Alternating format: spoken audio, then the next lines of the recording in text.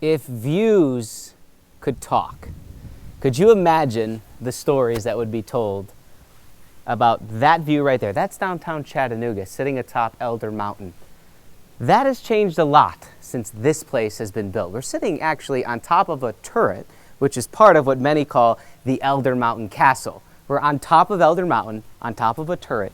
This is Elder Castle. Built in the 1920s, overlooking downtown Chattanooga, really the best seat you can find. The current owner, Arline Mann, was so inspired by this house. Not only did she write a book on it, but it also inspired an art exhibit comprised of her paintings, watercolor. It's on display downtown and they're headed to a museum. Those watercolors are comprised of inspiration and views and pictures from this very house. And even more impressive is Arline Mann's background. She's a longtime attorney for Goldman Sachs turned private investigator and didn't pick up watercolor till a little more than a decade ago. It's a wonderful and unexpected story. When I left Goldman, I actually did not know what I wanted to do. I never thought I'd have a gallery. I certainly never imagined I would have a solo museum show. Gina showed us, our tour guide here, Gina showed us that she's going to show us more of it, a little of your paintings already. And the detail on these things, it's hard to imagine they really are watercolors. It does not look like the typical watercolor style. It is very detailed, and I like precision, as you might imagine from my prior career. This is Gina Crumbliss, Arlene's friend, our tour guide for the day.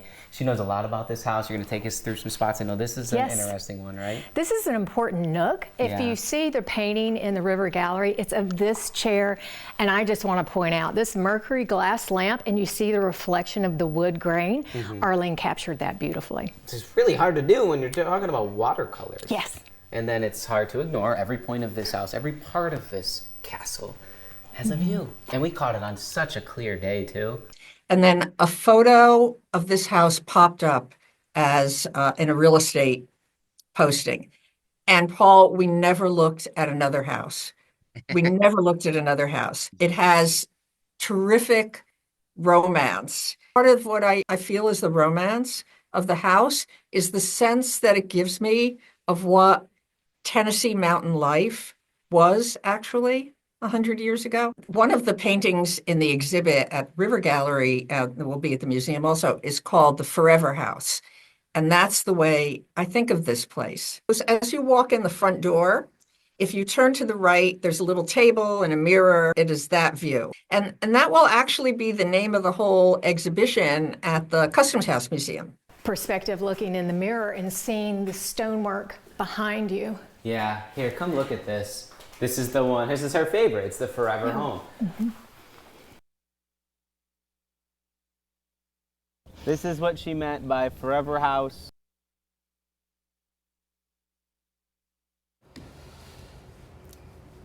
Wow, what talent she has. Yeah, a former lawyer for Goldman Sachs, attorney, and now one of the best around.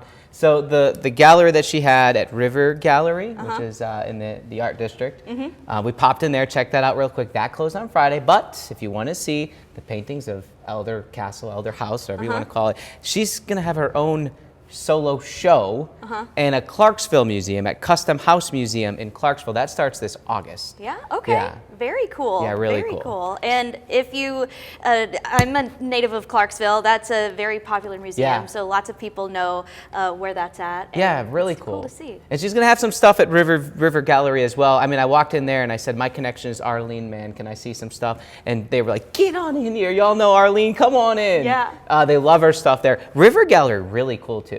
Anything we can do to support those little places like that, especially the museum in Clarksville, those are important for the arts. Yes.